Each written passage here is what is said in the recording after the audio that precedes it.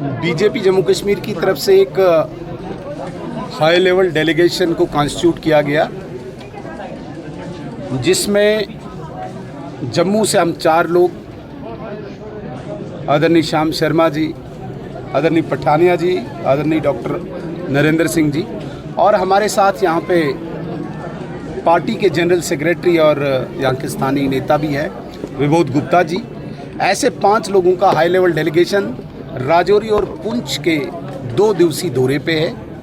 हालांकि हमारी leadership already in दोनों डिस्ट्रिक्ट्स को टूर करके आ गई है, विज़िट करके आ गई है, लेकिन हम पर्टिकुलरली और स्पेसिफिक इस चीज़ के लिए आए हैं जहां पे ऑपरेशन सिंदूर के दौरान स्ट्रक्चर, जानी माली जो नुकसान हुआ है उसका जायज़ा लेना और उसकी एक रिपोर्ट तैयार करके भारत सरकार और केंद्रीय नेतृत्व को भेजना। इसी कड़ी में हम सुबह से डिफरेंट पॉइंट्स पे गए, चटियार गए, ढांगरी गए, घूनी गए और खिरियोट, ख्योरा। अभी हम यहाँ पे हॉस्पिटल में इंजर्ड को भी हालचाल पूछने आए थे। ऐसी सारी जानकारी कलेक्ट करके हम अपनी रिकमेंडेशंस भी देंगे। हालांकि इन बिटवीन यहाँ पे बंकर्स, इंडिविजुअल हो, कम्युनिटी बंकर्स हो, उसके लिए एक्सरसाइज भारत सरकार ने, गृह मंत्रालय ने शुरू कर दी है। लेकिन हमारी ये रिकमेंडेशन रहेगी कि जो नुकसान हुआ है, स्ट्रक्चर का हुआ है या जान माल का हुआ है, ऐसे नुकसान के लिए भारत सरकार की तरफ से कोई पैकेज, कोई मदद आनी चाहिए, क्योंकि स्टेट गवर्नमेंट के पास SDRF के तहत सिर्फ एक रिलीफ मिलेगा, कोई कंपनसेशन नहीं मिलेगा। इसलिए भारत सरकार की तरफ से हम कंपनसेशन की रिकमेंडेशन करके इन लोगों को कंपनसेट करने की कोशिश करेंगे। लेकिन पूरे राजौरी में एक बहुत खुशी है कि ऑपरेशन सिंदूर के तहत भारतीय सेना ने जो पराक्रम का प्रदर्शन किया है वो लाजवाब था। आज पाकिस्तान घुटनों के बल टिका हुआ है, जगह जगह दौड़ रहा है, भीख मांग रहा है, माफ़ी मांग रहा है। ये एक बहुत बड़ी खुशी की बात है।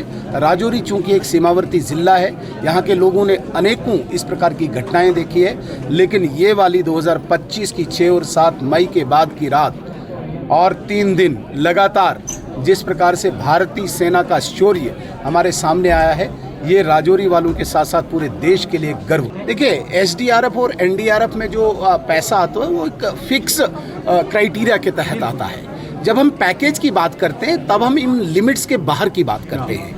NDRF जब कोई नेशनल डिज़ास्टर होता है तब उसे डिक्लेयर करके उन पैरामीटर्स के अंदर उन कैटेगरी के लोगों को दिया जाता है। हम जब पैकेज, एक स्पेशल एक इंसिडेंट हुआ है, ये एक आतंकवादी घटना की प्रतिक्रिया के बाद की परिस्थिति उत्पन्न हुई है जम्मू कश्मीर के सीमावर्ती क्षेत्रों में, और ये पहली बार हुआ है। रूटीन की फायरिंग नहीं है, रूटीन की गोलाबारी नहीं है, ये ऑपरेशन सिंदूर के बाद। इसलिए हम इन सारे पैरामीटर्स के बाहर इन लोगों को मुआवजा, इन लोगों को नौकरी, जिनके घरों में किलिंग हुई है, डेथ्स हुई है, उनको नौकरी, जिनका स्ट्रक्चर फुली डैमेज है, पार्शली डैमेज है, सिवियरली डैमेज है, ऐसे लोगों को कोई स्पेशल पैकेज मिले ताकि ये दोबारा से अपने सारे स्ट्रक्चर को रेस्टोर कर पाए। देखिए, आतंकवाद और ऑपरेशन सिंदूर 2 अलग अलग चीज़ें हैं।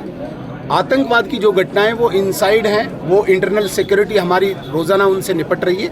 आपने देखा होगा पिछले हफ्ते 2 दिन के अंदर 6 आतंकवादियों को ढेर किया। जो अंदर आएंगे वो मरेंगे, दफन हो गए, और उनके बाहर जो स्ट्रक्चर काम करता है उसे भी उन्हीं की भाषा में जवाब दिया जाएगा।